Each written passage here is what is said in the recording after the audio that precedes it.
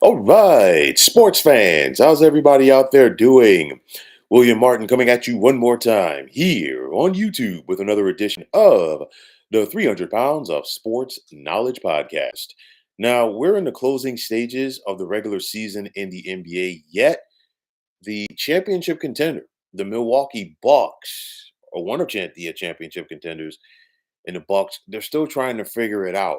Now, this was a Bucks team, okay, that was 30 and 13 when they decided to fire head coach Adrian Griffin. And of course, Griffin was in line to coach the All-Star game.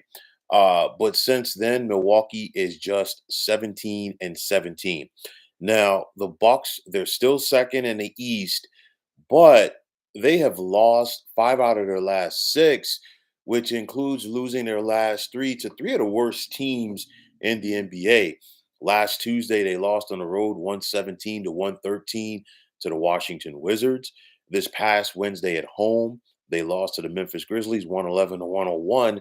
And then this past Friday at home, they lost 117 to 111 to a Toronto Raptors team that came in riding a 15 game losing streak. Also, in this recent funk for the Bucks, they lost at home to the Los Angeles Lakers in double overtime to the LeBronless LA Lakers at that. So for me, I was never a fan of them firing Adrian Griffin and then going to Doc Rivers. And the reason why I say it is this.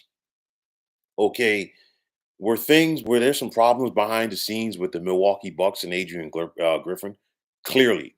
Okay, but like I said, when the firing happened, I blame the front office because if that's the case, if you felt that there was a disconnect between head coach and player as far as like the system that he was running, especially defensively, you as a front office should have done your due diligence and done your homework prior to hiring him. You bring in Doc Rivers, okay, and typically when we see, in season coaching changes being made, typically, there's an assistant coach that gets bumped up. Now you bring in Doc Rivers, a totally different system, and everybody's trying to figure it out on the fly. Doc's trying to figure out his players, players are trying to figure out Doc, players are trying to figure out Doc's system. And I think right now we are seeing the negative results for the Bucks, if you will. The Bucks were not a good defensive team under Adrian Griffin. They still continue to be a bad defensive team under Doc Rivers. We're talking about Milwaukee being 22nd in the NBA in points allowed this season. Some of that, not all of it, but some of it, they sacrificed their defense for offense. Drew Holiday was a better defender at the point guard position. You got rid of him. You bring in Damian Lillard. Damian Lillard is nowhere near the defender that Drew Holiday is, but clearly he's a better scorer. That's one issue right there. I still think going back to last year, Milwaukee, in my opinion, pushed the panic button when they moved on from head coach Mike Budenholzer. This team has not been the same since. Coach Bud, as they refer to him, isn't in Milwaukee. Got the most out of this team. They got a championship a couple of years ago.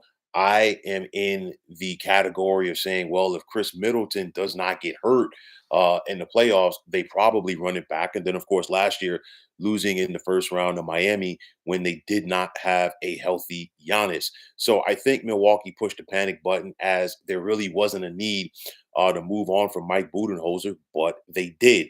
Now, you look at it right now. We've got 5 games left in the regular season for the Bucks, including their contest at home tonight against the New York Knicks. But I'll tell you like this: this is when a team not should be trying to find. They should have their sea legs. Okay, with the playoffs right, with the start of the playoffs right around the corner. But this Bucks ship is still in the port. Okay, they can't get it going. Now, some might say, well, are the Bucks playing possum? I don't think so. At this point, this is who they are.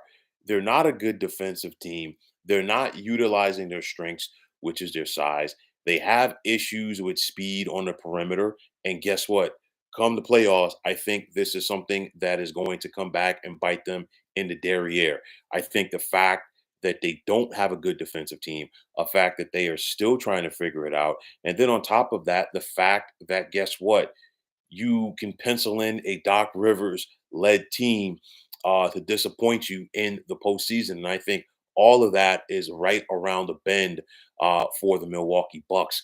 With 5 games left, maybe they can get back on track. I'm not sure. They got a pair of games with Orlando. They're at Oklahoma City. They have the Knicks tonight, and then they have the Boston Celtics at home come this Tuesday. That's going to be a big game because Boston, they're light years above everybody else. They've already clinched home court advantage throughout the playoffs. So maybe they rest some guys. Maybe Milwaukee can take advantage of that and try to get back into the win column. But again, these are the games where Milwaukee needed to figure it out against some of the bad teams in the NBA. And I know at this point in the season, you do throw out the records due to the fact that even though these guys are on bad teams, they're playing for jobs with whether it's the team that they're playing for or another squad. But nonetheless, you still got to bring it if you're the Bucks. And right now, if this is their final audition for the postseason, it ain't looking pretty. Right now, the Milwaukee Bucks are who they are. They have been a 500 team under Doc Rivers. And with that said, I am not holding my breath for this team to make a deep, extended run come the postseason.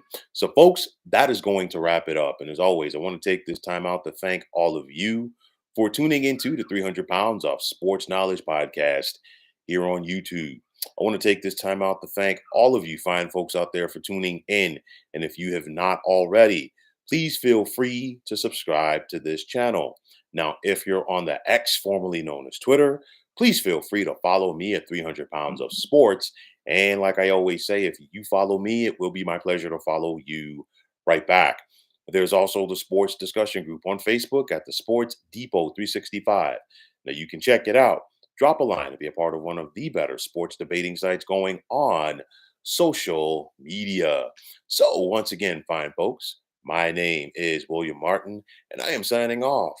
And I'm saying take care and have yourselves a wonderful day.